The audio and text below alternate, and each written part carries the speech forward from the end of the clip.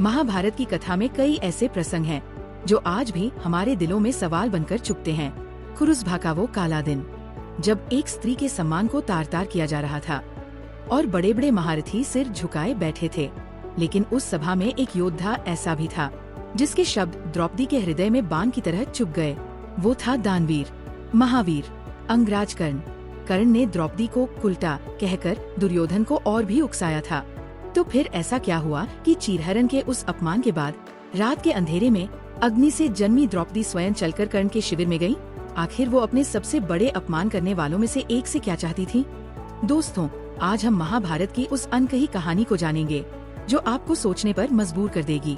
ये कथा आपको व्याकुल भी करेगी और शायद कुछ सिखाएगी भी। बने रहिए हमारे साथ इस अद्भुत यात्रा में।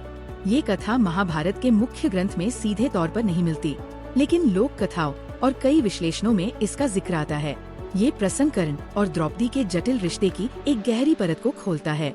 उस रात जब पूरी हस्तिनापुर सो रही थी, द्रौपदी के मन में एक ज्वाला धधक रही थी। अपमान, क्रोध और पीड़ा की ज्वाला। लेकिन उस ज्वाला के बीच एक प्रश्न भी था, एक ऐसा प्रश्न जो वो केवल कर्ण से ही पूछ सकती थी। द्रौपदी बिना किसी को बताए चुपके से कर्ण के शिविर तक पहुंची। द्वार पर खड़े प्रहरियों ने जब उन्हें देखा तो चौंक गए।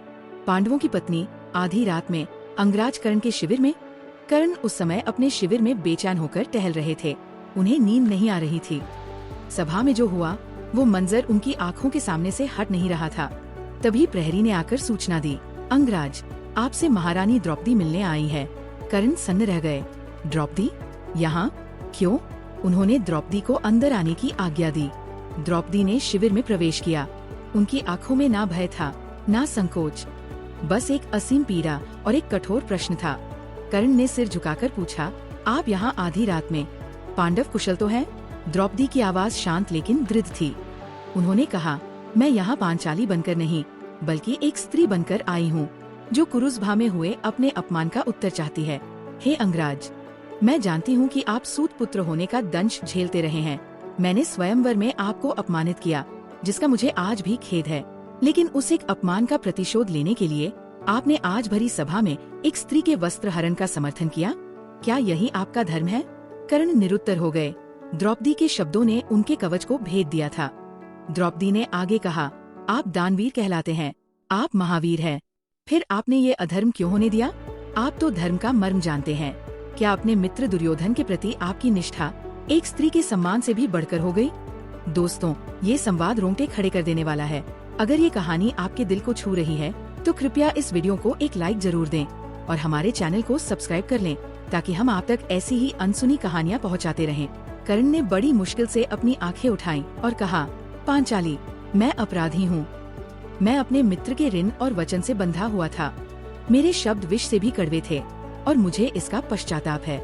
लेकिन एक सत्य ये भी है कि जब आपको दाव पर लगाया जा रहा था, तब आपके पतियों का धर्म कहाँ था? जब ज्येष्ठ युधिष्ठिर आपको हार रहे थे, तब धर्मराज का विवेक कहाँ था?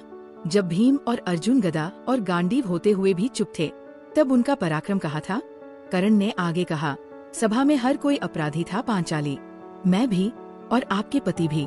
ये सुनकर द्रौपदी की आंखों से आंसू बह निकले। ये आंसू केवल अपने अपमान के नहीं थे, बल्कि उस व्यक्ति की विवशता पर थे जो धर्म जानते हुए भी अधर्म के पक्ष में खड़ा था। द्रौपदी ने जाते जाते सिर्फ इतना कहा, अंगराज, इतिहास आपको आपके दान के लिए याद रखेगा या एक स्त्री के अपमान में साथ देने के लिए, ये निर्णय अब आपको ही करना है। द्रौपदी का कर्ण के पास जाना उनसे कोई दया या सहायता मांगने के लिए नहीं था। वो तो बस उस योद्धा के अंदर के इंसान को जगाने गई थी, उसे उसके धर्म का आईना दिखाने गई थी। वो ये जानना चाहती थी कि जिस कर्ण का पराक्रम सूर्य के समान है, उसका विवेक इतना अंधकार में क्यों है। ये मुलाकात कर्ण के हृदय में एक बीज बो गई, पश्चाताप का बीज। शायद इसी मुलाकात ने उन्हें युद्ध के अंत में कुंती को वचन देने पर विवश किया कि वो अर्जुन के सिवा किसी और पांडव को नहीं मारेंगे। ये कथा हमें सिखाती है कि हमारे कर्म और हमारे शब्द हमारी पहचान बन जाते हैं।